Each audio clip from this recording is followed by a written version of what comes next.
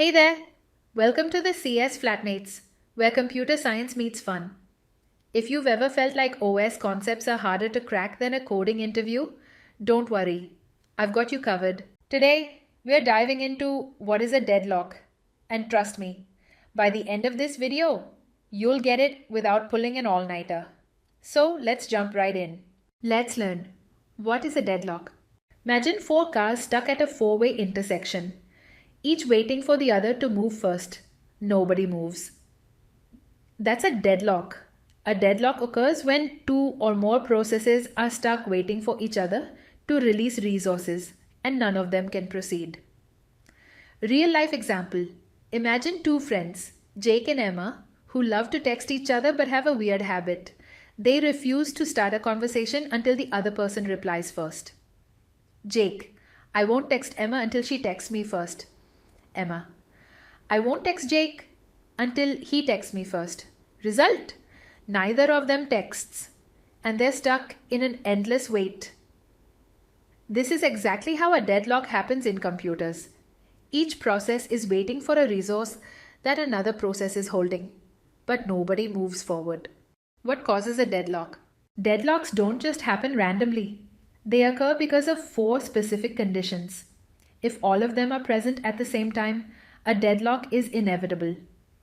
These are called Kaufman's conditions. First one, mutual exclusion. This means that a resource can't be shared. Only one process can use it at a time.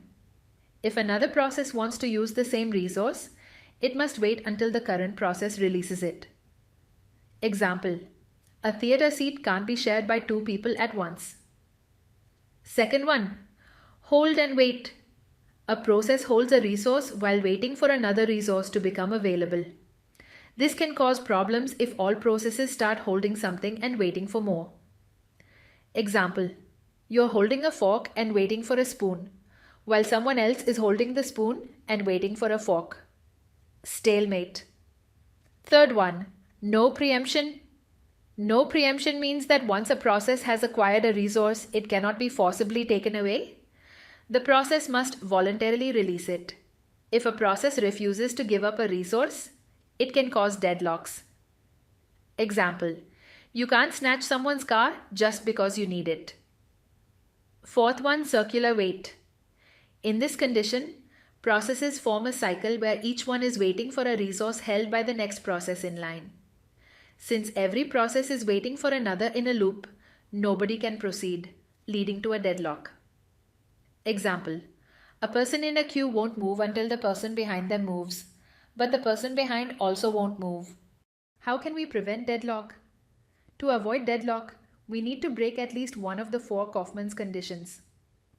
First one, avoid mutual exclusion. If possible, make resources shareable instead of allowing only one process to use them at a time. Example, a printer queue lets multiple print jobs line up instead of blocking all others. Second one, avoid hold and wait. Make processes request all the resources they need at the start instead of holding one and waiting for another. Example, a bank won't approve a loan unless you provide all necessary documents at once. Third one, allow preemption. If a process is waiting for too long, take the resource away and give it to another process.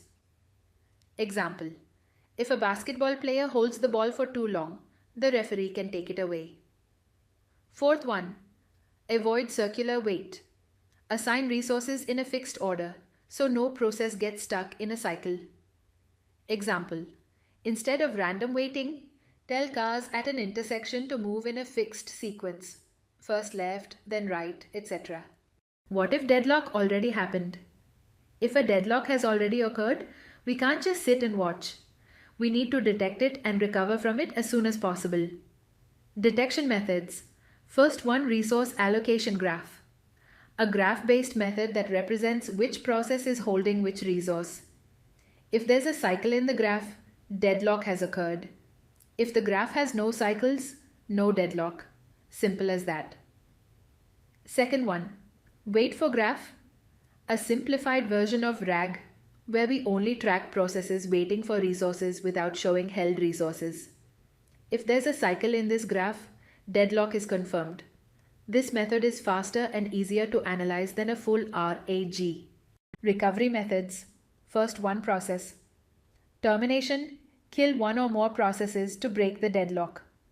Two ways to do this. A terminate all processes in the deadlock, brutal but effective. B. Terminate one process at a time until the deadlock is gone, gentler approach. Choosing which process to kill depends on factors like priority, progress, and resource usage. Second one, resource preemption. Forcefully take resources away from a process and give them to another. But wait, this could cause process rollback or starvation if not handled carefully. The system needs a safe way to choose which process loses its resources to avoid new problems. Third one, rollback. Restart a process from an earlier checkpoint so it can try again. This method avoids killing processes entirely. Instead, it lets them retry execution with different resource allocations. Systems that use rollback must maintain frequent checkpoints, or else a rollback might restart too far back. Example: if two people are blocking a door, we have a few options to fix the situation. Process termination. Politely ask one of them to leave. Resource preemption. Take one person's spot and let the other pass. Rollback. Reset both people to their previous positions and try again differently. So, detect deadlocks early and choose the best recovery method before the system gets stuck forever. Deadlocks are like traffic jams in a computer. The best way to handle them is to avoid them in the first place. Key takeaways. Deadlock happens when processes are stuck waiting for each other. It occurs because of 4 conditions: mutual exclusion, hold and wait, no preemption, and circular wait. We can prevent deadlock by breaking at least one of these conditions. If a deadlock happens, we can detect and recover using different strategies. So remember, keep your processes moving, just like traffic needs signals to avoid jams. That's a wrap. If this video helped you, make sure to hit like.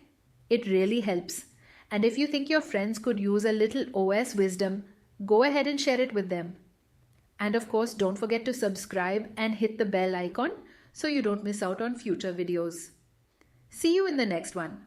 Until then, happy learning.